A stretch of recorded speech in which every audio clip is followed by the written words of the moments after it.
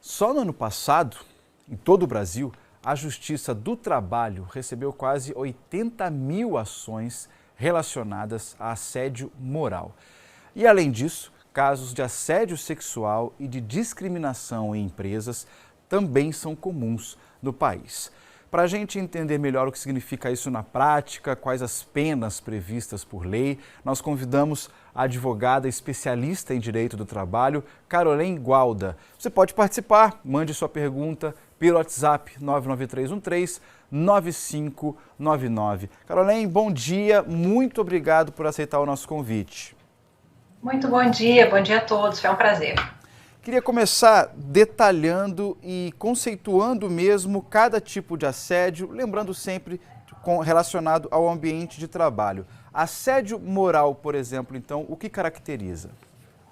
Bom, o assédio moral ele é uma conduta praticada por um agressor, o assediador, que visa a ofender, que visa humilhar, que visa discriminar muitas vezes, porque a discriminação pode ser uma forma de assédio, né?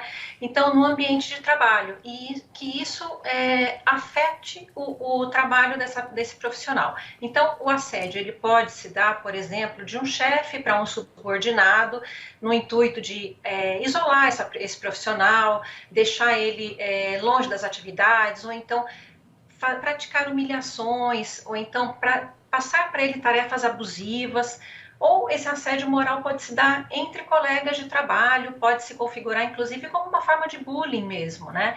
Então o assédio moral ele pode ali acontecer tanto de uma maneira vertical como horizontal, então de chefe para subordinado, ou entre colegas de trabalho. Só que o que é importante é que o assédio moral é uma conduta reiterada. Então, são práticas que acontecem com muita frequência, então de uma maneira reiterada. Já o assédio sexual, de uma maneira um pouquinho diferente, ele tem uma conotação sexual. Então, é uma conduta abusiva do agressor, né, perante uma vítima, só que essa conduta não precisa necessariamente ser reiterada. Então, esse é um outro ponto que diferencia o assédio moral do sexual. Então, além dessa conotação sexual que visa ali ofender, humilhar a pessoa, ou então ter atos, condutas inapropriadas no ambiente de trabalho, essa conduta pode ser por um ato único, né? Eventualmente ele é tão forte, tão agressivo, que ele pode se configurar um assédio sexual por um ato só, não precisa dar reiteração. E a discriminação, Carolém? Bom, discriminação é um outro ponto muito importante.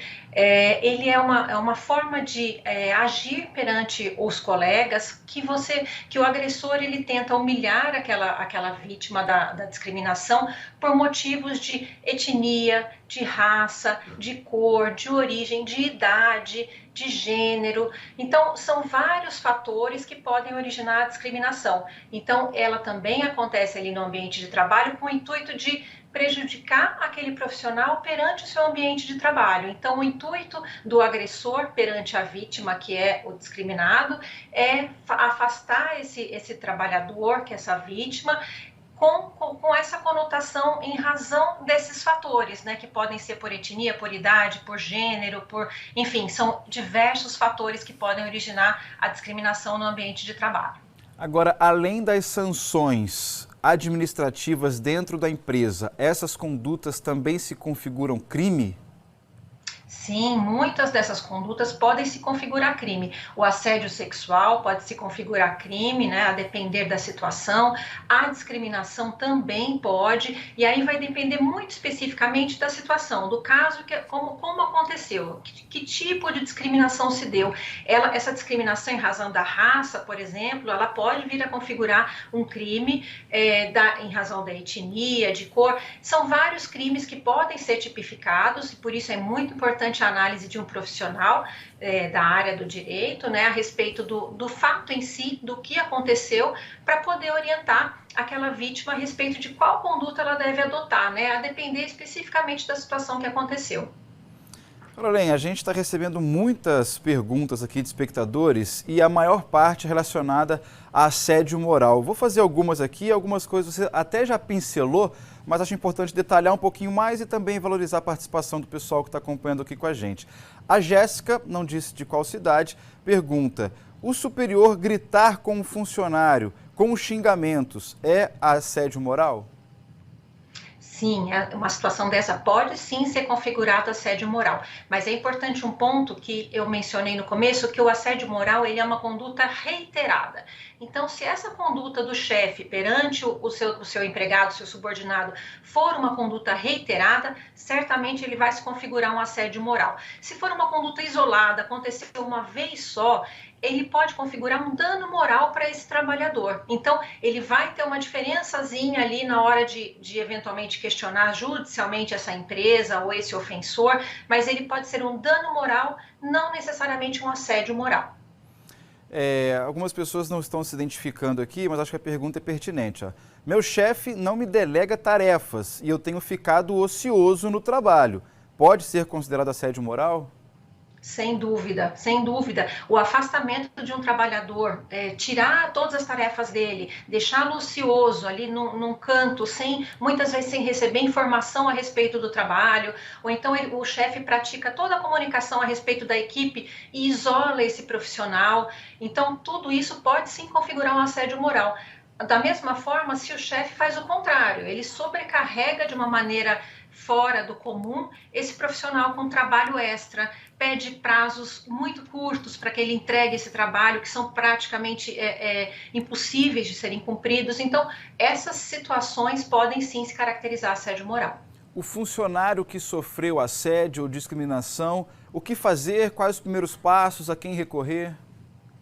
Bom, sempre é importante o profissional procurar a empresa, né? A gente tem já recentemente uma lei que foi criada, que é o Programa Emprega Mais Mulheres, e nessa lei, que já começou a valer desde março desse ano especificamente, ela determina que a empresa crie um canal de denúncias. Então, esse profissional que sofreu um assédio, ele pode entrar em contato através do canal de denúncias da empresa e fazer a denúncia de uma maneira anônima. Se eventualmente for uma empresa menor, que ela não tiver ainda, ou ainda não tenha constituído esse canal de denúncias, o empregado que sofreu, a vítima, né, ele pode procurar o departamento pessoal da empresa, pode relatar essas denúncias sofridas, o assédio, ele também pode procurar o próprio sindicato da categoria, para que ele tenha ali um auxílio, e também sempre ele pode procurar um profissional, um advogado da área, para que ele possa orientar a melhor maneira que esse profissional vai ter de conduzir essa situação, que é uma situação muito importante. Ela traz abalos muito graves para a vida, para o dia a dia do profissional. Esse profissional pode, inclusive, ter problemas de doença em razão desse assédio, né? Por isso é um ponto muito importante, o profissional não pode se calar, ele tem que buscar ajuda, seja dentro da empresa, seja no sindicato ou através de um advogado. Caroline Gualda, advogada especialista em direito do trabalho, conversando com a gente ao vivo sobre assédio moral, assédio sexual e discriminação nas empresas. Caroline, muito obrigado mais uma vez, uma excelente tarde e até a próxima. Imagina, eu que agradeço. Muito obrigada, boa tarde. Obrigado.